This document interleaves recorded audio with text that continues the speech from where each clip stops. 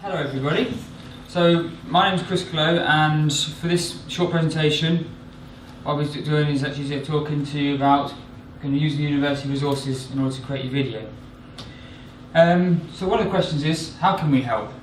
Now when it comes to recording, we have a number of equipment that you can borrow located in the Information Commons. Ben is kindly demonstrating during this presentation some of the devices which we have, which is obviously available. So we have the handy video audio recorders that look just like that, pretty much point and shoot. They're very good in terms of audio. The video quality is brilliant in terms of when you see it on a computer on the screen, because it's so small it's very hard to tell, but when you get on a computer it's great. They come in kits, so in the kit they have mini tripods and power, but we also have the higher end video camcorder kits, which is what we've got here, the Panasonic. So they have multifunctional capabilities, so you can actually change the focus, you can change the white balance. They also come with an external microphone, which is more directional, so as opposed to getting the stereo in and around the camera, it's focusing on me. What's really brilliant about those camcorders in particular is obviously the quality. The lens is a bit larger, so it lets a lot more light in, but with it you have a lovely moment with it, functionality, where when it comes to focusing, there's a lovely guide, so it highlights everything in blue, what's in focus, so it's actually helping the user in order to kind of get those actually shots even better. We have tripods, we also have, we do have some projectors as well. But basically it's available from the Information Commons, but you can book it online. There's a system called RNR which is available via Muse, and you can see when it's available, you can then book your equipment, and then it comes to the Information Commons, collect it, use it, and then return it. When it comes to editing, so you've recorded it, factor in when you come to collect the equipment, time in order to get the material off. A lot of people say not as much now, because obviously we've been telling people, but when you get the cameras they forget that they need to actually take the material off, and then going to go, oh, I didn't factor that in, but the camera needs to get back.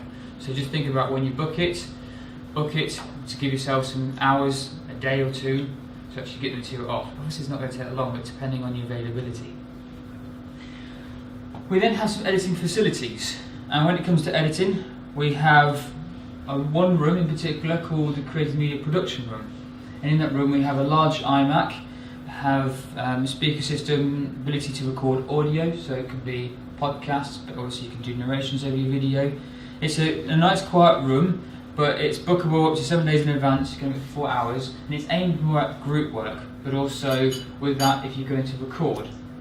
You're producing these videos on your own, there isn't really a need to use it unless you're going to use the audio part of it. But what you can do is we have an edit suite. Again, this is both located in the Information Commons, and there's 5 iMacs there. Both of the virtual resources are bookable on RNR. So for virtual equipment, you look under Creative Media Equipment. This one you look under Creative Media Editing. And editing facilities, then you've got the actual 2 types. This one is aimed at individual or pair work. Now what's very unique about what we've actually got here, the Creative Media service, is that we have a managed Mac service. So across campus we have the Windows service, managed service, but what we've done is we've actually created one specifically aimed at media production. And these Macs, what's great about them is you go on our website, you request an account, and we provide you with a temporary account. Depending on how long you want it, could be up to 6 months. And in that account it has 25 gigabyte storage space that sits on a server, which is always backed up each day. So if anything was to go wrong, we can take a snapshot of yesterday's. By having this account, it gives you the ability to work in groups, and that's what we don't have the ability on the managed desktop at the moment. So if someone actually working in groups and the person who's started off their project isn't available, how do they continue? In this sense, you can basically use that account, share it between yourselves, and also you can use any one of the computers. It feels like you're working locally, but you're not, you're obviously working directly with the server. With that we have various different editing applications. So we have the iLife product that comes with Macs, and that's GarageBand, iMovie. But then we have some higher end applications, the Adobe suite.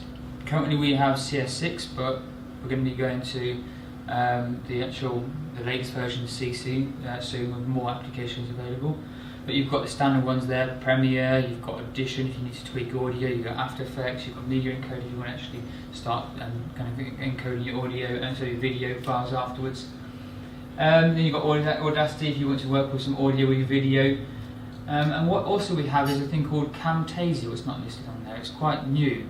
That we actually put it on the computers a few months ago, and that gives you the ability to create screencasts.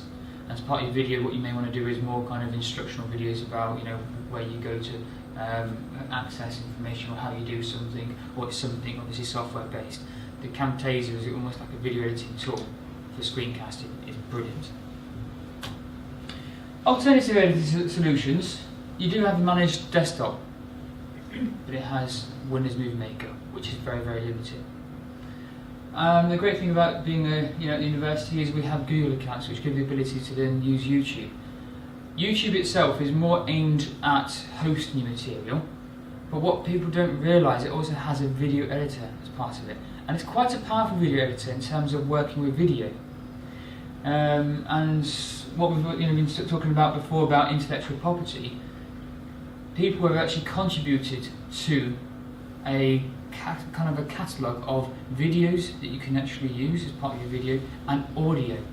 So when it comes to thinking about, what audio can I use? I can't really use Michael Jackson's, for instance, soundtrack because obviously breaking copyright, but you can actually upload your video to YouTube, search what audio you can actually use with it, and there's a lot of audio that people actually say you can put as part of your video, and then obviously then you need to just actually reference them at the end.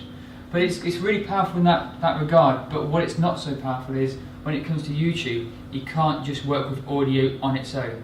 Audio is always, when you upload it, it's tied to a video, which is restrictive. So as I was mentioning about YouTube, everybody has a Google account, and you can then log on to YouTube, and then once you're on YouTube, you can edit material, you can then share your material, then you can embed your material. So once you're actually ready, you can then obviously share it. Depending on how you want to do it, there's 3 different modes with YouTube. There's private, there's unlisted, and there's public. As standard, when you upload, it's set to public. You may not want your video to be public to the rest of the world, but what you want it to be is accessible for those that know about it. So we always recommend unlisted, unless you actually mean to actually have it otherwise. Unlisted means basically you provide the URL to people, link, and only those that have that can see your video. It can't be searched. And what we also do is we kind of talk about copyright and how you keep it legal. So we give advice, we give training sessions. There is our website pages that has lots of online copyright safe media screencasts, and then we provide it in one-to-one. When it comes to copyright, the simplest thing to think about it is, if you're wondering, are you breaking copyright, have you produced it yourself? If no, you pretty much more than likely will be breaking copyright, unless you've given specific kind of rights to do that. There is all sorts of things out there which give you ability like Creative Commons, but unless you reference them, unless you look at how they've actually said you can use their material, you may be breaking their kind of agreements as well. Because some people say, yes, you can use it, but you can't edit my work. So you can put it within your edit, but you can't transform it in any way, you can't change it, you can't change the colours, you can't change the speed. So be careful if you start using other people's work, exactly what their actual agreement is in place. So support, we have members of staff located in Information Commons Monday to Friday 9 till 5. That is in term time. During vacation period, we then go to 1 till 5. Doesn't mean we're not working 9 till 5, but if you need to get in touch with us, you email us saying I want to come in, can someone actually talk to me, we'll arrange a time to do so. But we're located on level 1 in Information Commons. Our website, we have a lot of user guides. We're also kind of putting a lot of work into those to make them even more user friendly. And we have training. And one thing we should be releasing very soon is an online media course that's listed on Mole that you can subscribe to. So you can go through about how you create the video, how you create the audio, about kind of doing copyright quizzes to kind of test your knowledge, etc. That should be out in the next few weeks. Go to our web pages, there'll be links to there, and you can go through at your own pace. So if you want to get any more information, that is our website.